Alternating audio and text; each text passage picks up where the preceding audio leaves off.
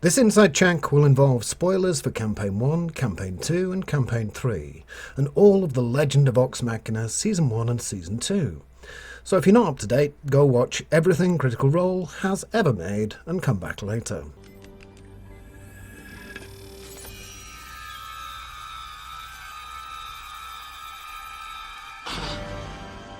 If you're still here, I can reveal the big secret. Well, it's not really a big secret. It's just a fan theory of mine. I spend thousands of hours editing Critical Role highlights, and I'm also an experienced games master.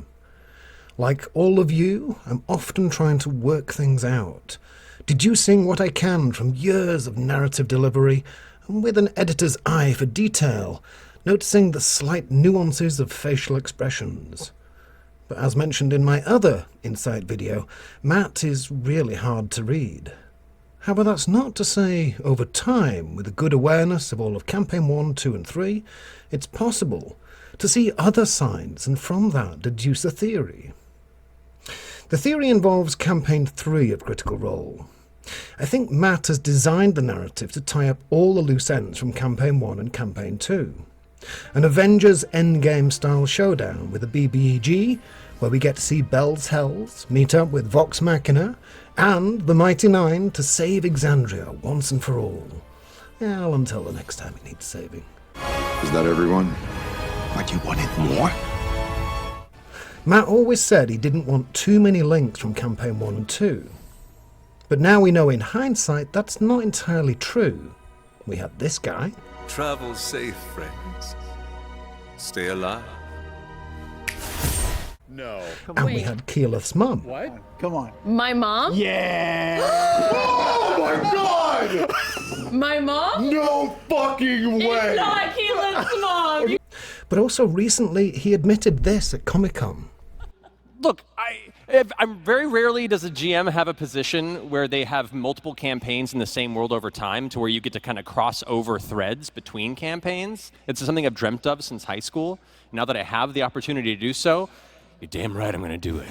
So how would Matt do it? How did he insert that thread and leave it there, undiscovered by critter hands? He knows we're watching intently. Critters even know where Laura lost her magic item card. I put it in a safe place and I didn't realize it. Thank you, Chet. So, Did they really know where I put it? They know where your shit is. That's all weird. Knew where you put your stuff? Hive mind. It's in the page in front of your blue divider. No way. So Matt knows what holds our attention and how to distract us. That weird trill sound. New NPCs, amazing voices. How are you? You come to do business, ain't I? On fire tonight. Or anything Laura Bailey says. Why is this cookie so salty? Laura Bailey.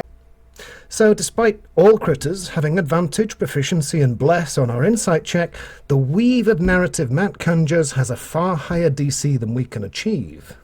Inside check. Are we checking him?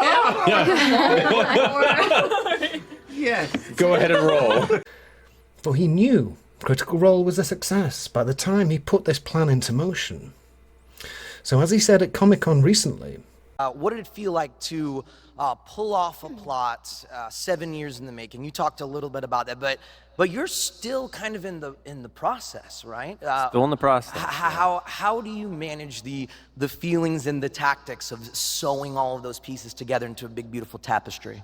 It's a combination of something that I don't think I'll ever have the opportunity to do again like this, you know, and didn't think I'd ever have the opportunity. So I'm extremely excited at the prospect, but also put a lot of pressure on myself to do it in a way that is exciting for all of you. And by that way, hoping that it's also exciting for all of you.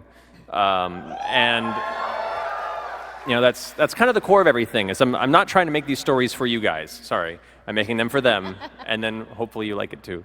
So for me, there's a lot of pressure in that regard, but also that's part of the fun of it is to sit down and try and problem solve how much sense I can make to bring all these threads together. And over the years, I've been kind of just, planting seeds and making comments and doing little fractions of world building with a loose idea of how they could connect, some of them stronger. Like, I'd love to get to this next campaign or 2 campaigns later if we ever get there. And then now that we're here, I'm like, oh, I actually get to do it.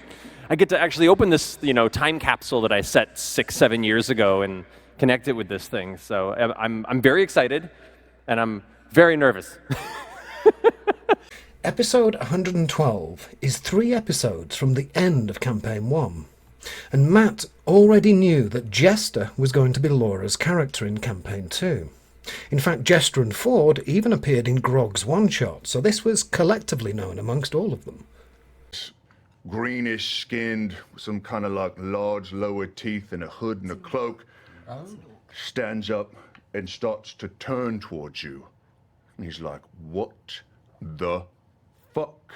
You see, with him is also this very lovely lady. She's got slightly bluish skin and...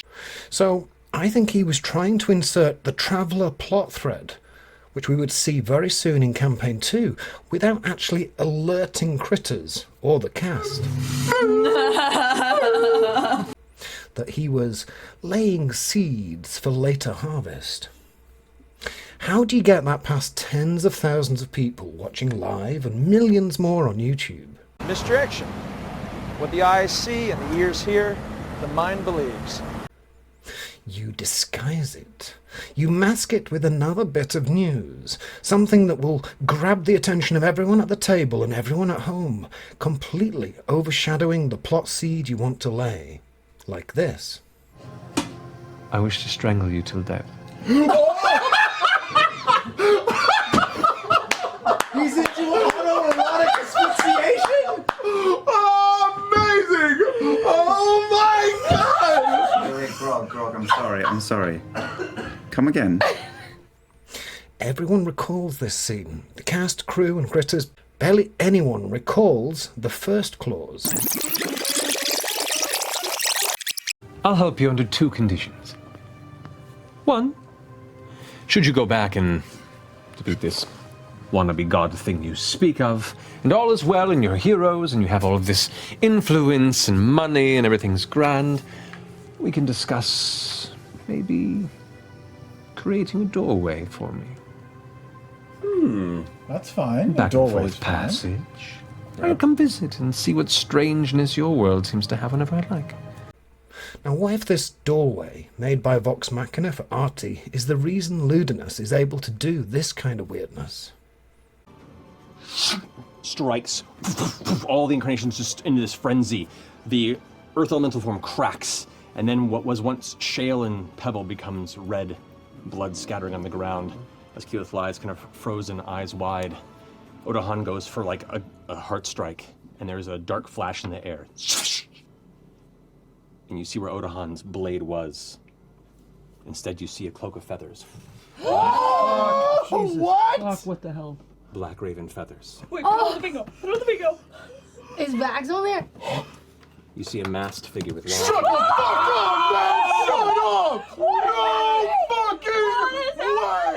You cannot be serious! Where is it? Who is now standing over and protecting her body. Daggers in each hand. Don't you even dare.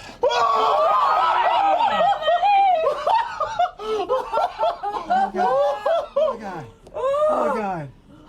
Vox Machina have given Artie the ability to bamf to Exandria. What else could come through? Could this be the start of another calamity?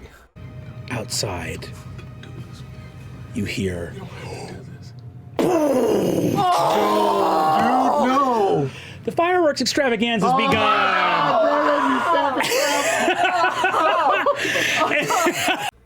Or is it just smoke and mirrors? I think when the cast realised that Vox Machina opened the door, ironically... Fuck. You kidding me? Fucking doors! The Mighty Nine built an intergalactic planar highway right through the middle of it, Building the hyperspace express route through your star system. and left it open for others to use. And when they realised that Brennan even was laying seeds for Matt to harvest in Campaign 3, that all of this is due to their characters' actions. Everything Ludinus can do, they enabled in Campaign 1, 2 and 3, and the Calamity miniseries. The live roleplay reveal Long Kong that Matt is the master of will provide YouTube and Amazon Gold for its depth and complexity of the plot. The bit we don't know yet is what the Mighty Nine were up to in the Appleby Soul Cycle. So you know about the Appleby Soul Cycle?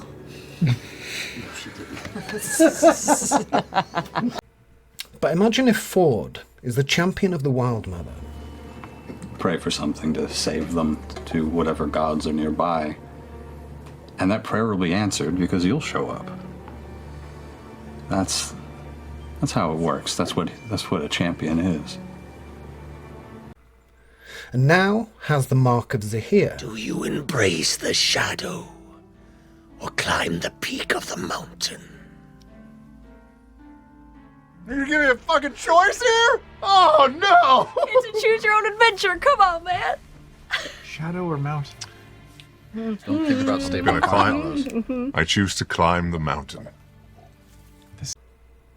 Jester is the cleric of the Traveller, not a god, but a powerful entity previously banished from the material plane and admonished by a real god for claiming to be one. Being speaks in absolute falsehoods. It does not represent the Moonweaver. What if this conduit remained open? Who could close it? Where are Grog and Scanlan? Vox Machina! Fuck! Shit!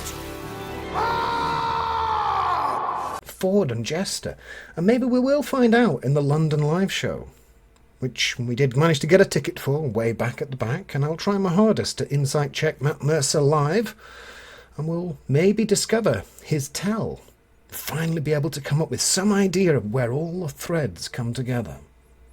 It's going to be Fun, fun, fun. What do you think of my insect check so far? Am I way off mark? Am I an out-of-touch boomer who should be watching Downton Abbey and Miss Marple instead?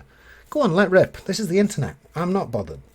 Feedback is a gift. Give me all of your gifts. Good, bad, indifferent. And if you got this far, then like. And if you want more, then subscribe for more deliberations from Burrow. Or check out my D&D channel to see me make maps and put them into use in the D&D games I run each week for players all over the world. We do love you very much. Is it Thursday yet? Oh, I'm not allowed to use that? Is it Monday yet? Anyways, don't forget to love each other. Subscribe. Or don't subscribe. That's not a question.